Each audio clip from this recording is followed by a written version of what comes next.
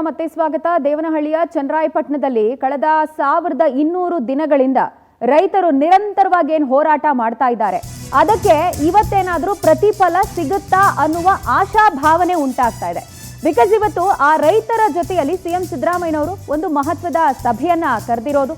ಇವತ್ತು ಬೆಳಗ್ಗೆ 11 ಗಂಟೆಗೆ ಪ್ರತಿಭಟನಾ ನಿರತ ಅನ್ನದಾತರ ಜೊತೆಯಲ್ಲಿ ಸಿಎಂ ಸಿದ್ದರಾಮಯ್ಯ ಚರ್ಚೆಯನ್ನ ಮಾಡಲಿದ್ದಾರೆ. ಚನ್ನರಾಯಪಟ್ಟಣದ 1777 ಎಕರೆ ಭೂ ಸ್ವಾಧೀನವನ್ನ ವಿರೋಧಿಸಿ ಹೋರಾಟ ಮಾಡ್ತಿದ್ದಾರೆ. ಇದಕ್ಕೆ ಸಂಬಂಧಿಸಿ ಇವತ್ತು ಮುಖ್ಯಮಂತ್ರಿಗಳು ಚರ್ಚೆ ಮಾಡಲಿದ್ದು, ಯಾವುದೇ ಕಾರಣಕ್ಕೂ ನಾವು ಭೂಮಿ ಕೊಡೋದಿಲ್ಲ ಅಂತ ರೈತರು ಪಟ್ಟು ಹಿಡಿತಾ ಇದ್ದಾರೆ. ಕಳೆದ 1200 ದಿನಗಳಿಂದ ರೈತರು ಹೋರಾಟ ಮಾಡ್ತಾ ಇದ್ದಾರೆ. ಸೊ ಹಾಗಾಗಿ ಇದೀಗ ಸಿದ್ದರಾಮಯ್ಯನವರು ನಮ್ಮ ಜೊತೆ ಚರ್ಚೆ ಮಾಡಿ ಏನು ನಿರ್ಧಾರ ತೆಗೆದುಕೊಳ್ತಾರೆ ಅನ್ನೋದು ರೈತರ ಕುತೂಹಲಕ್ಕೆ ಕಾರಣ ಆಗ್ತಾ ಇದೆ. ಬಿಕಾಸ್ ನಾವು ರೀಕಾಲ್ ಮಾಡ್ಕೊಳ್ಬೋದು, ಹಿಂದೆ ಬಿಜೆಪಿ ಸರ್ಕಾರದಲ್ಲಿ ಈ ಭೂ ಸ್ವಾಧೀನಕ್ಕೆ ಸಂಬಂಧಪಟ್ಟಂತೆ ಅಧಿಸೂಚನೆ ಹೊರಡಿಸಿದಾಗ ಚುನಾವಣೆ ಬಂತು ನೆಕ್ಸ್ಟ್. ಆವಾಗ ವಿಪಕ್ಷ ನಾಯಕರಾಗಿದ್ದ ಸಿದ್ದರಾಮಯ್ಯನವರು ಈ ಅಧಿಸೂಚನೆ ನಾನು ರದ್ದುಗೊಳಿಸ್ತೀನಿ, ನಿಮ್ಮ ಭೂಮಿ ಸ್ವಾಧೀನ ಪಡಿಸ್ಕೊಳ್ಳೋಕೆ ನಾನು ಬಿಡೋದಿಲ್ಲ ಅಂತ ಭರವಸೆ ಕೊಟ್ಟಿದ್ರು. ಹಾಗಾಗಿನೇ ಅಲ್ಲಿ ಸಿಎಂ ಆಗಿರುವ ಸಿದ್ದರಾಮಯ್ಯನವರ ಮಾತು, ಆವತ್ತಿನ ಮಾತನ್ನ ನಂಬ್ಕೊಂಡು ಜನ ವೋಟ್ ಹಾಕಿದ್ರು. ಬಟ್ ಅಧಿಕಾರಕ್ಕೆ ಬಂದ ಮೇಲೆ ಮುಖ್ಯಮಂತ್ರಿಗಳು ನಮ್ಮ ಕಡೆ ತಿರುಗಿ ನೋಡಿಲ್ಲ, ನಮ್ಮ ಬೇಡಿಕೆಗೆ ಸ್ಪಂದಿಸ್ತಿಲ್ಲ ಅನ್ನುವ ಅಸಮಾಧಾನ ಕೂಡ ಇದೆ. ಈಗ ಅಟ್ಲೀಸ್ಟು ಮುಖ್ಯಮಂತ್ರಿಗಳು ಅವರ ಮಾತನ್ನೇ ಉಳಿಸ್ಕೊಳ್ತಾರಾ ಅನ್ನುವಂಥದ್ದು ಪ್ರಶ್ನೆ, ರೈತರ ಬೇಡಿಕೆ ಈಡೇರುತ್ತಾ ಅನ್ನುವಂಥದ್ದು ಪ್ರಶ್ನೆ. ರೈಟ್, ಈ ಬಗ್ಗೆ ಹೆಚ್ಚಿನ ಡೀಟೇಲ್ಸ್ ಕೊಡೋದಕ್ಕೆ ನಮ್ಮ ಪ್ರತಿನಿಧಿ ದೀಪಾ ನಮ್ಮೊಂದಿಗೆ ದೂರವಾಣಿ ಸಂಪರ್ಕಕ್ಕೆ ಸಿಗ್ತಾ ಇದ್ದಾರೆ. ದೀಪಾ, ನಿನ್ನೆ ಅಷ್ಟೇ ದೊಡ್ಡ ಮಟ್ಟದಲ್ಲಿ ಹೋರಾಟ ಆಯಿತು. ಅಧಿಕಾರಕ್ಕೆ ಬಂದ ಮೇಲೆ ಮುಖ್ಯಮಂತ್ರಿಗಳು ತಮ್ಮ ಮಾತಿನ ಮೇಲೆ ನಿಲ್ತಿಲ್ಲ ಅಂತ ಹೇಳಿ ರೈತರು ಬೇಸರ, ಆಕ್ರೋಶ ವ್ಯಕ್ತಪಡಿಸ್ತಾ ಇದ್ರು. ಈಗ ಖುದ್ದು ಸಿಎಂ ಸಭೆಯನ್ನ ಕರೆದಿದ್ದಾರೆ. ರೈತರ ನಿರೀಕ್ಷೆಗಳೇನು, ಮುಖ್ಯಮಂತ್ರಿಗಳ ಸ್ಟ್ಯಾಂಡ್ ಏನಾಗಿರುತ್ತೆ ಅನ್ನೋದೇ ಕುತೂಹಲ.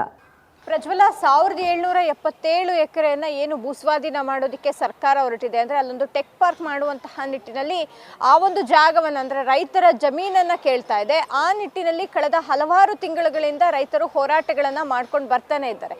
ಆದ್ರೆ ಇಲ್ಲಿಯವರೆಗೂ ಯಾವುದೇ ರೀತಿಯಾದಂತಹ ಸ್ಪಂದನೆಯನ್ನ ಸರ್ಕಾರ ಕೊಡ್ತಾ ಇಲ್ಲ.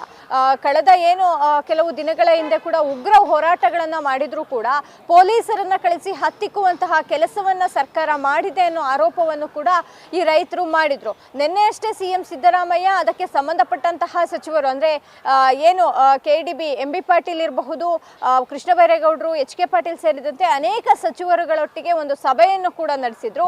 ಅಂದ್ರೆ ಆ ಸಭೆಯಲ್ಲಿ ಯಾವ ರೀತಿಯಾಗಿ ಈ ಒಂದು ಭೂಸ್ವಾಧೀನ ವಿಚಾರವಾಗಿ ಒಂದಿಷ್ಟು ಚರ್ಚೆ ಕೂಡ ನಡೆದಿತ್ತು ಅಂತ ಹೇಳಲಾಗ್ತಿದೆ. ಅದರ ಬೆನ್ನಲ್ಲೇ ಇದೀಗ ಇವತ್ತು ರೈತರುಗಳೊಟ್ಟಿಗೆ ಅಂದ್ರೆ ವಿಧಾನಸೌಧದಲ್ಲಿ ಈ ಸಂಬಂಧ ಅಂದ್ರೆ ಭೂಸ್ವಾಧೀನ ವಿಚಾರಕ್ಕೆ ಸಂಬಂಧಪಟ್ಟಂತೆ ಇವತ್ತು ಮಹತ್ವದ ಸಭೆಯೊಂದನ್ನ ಇಟ್ಕೊಂಡಿದ್ದಾರೆ.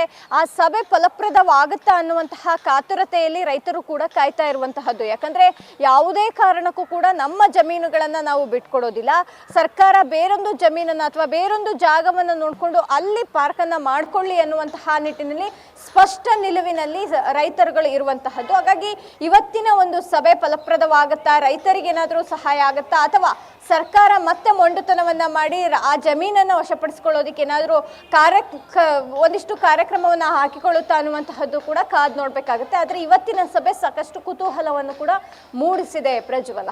ವೆಲ್ ದೀಪಾ, ಥ್ಯಾಂಕ್ ಯು ತಮ್ಮೆಲ್ಲ ಡೀಟೇಲ್ಸ್ಗೆ.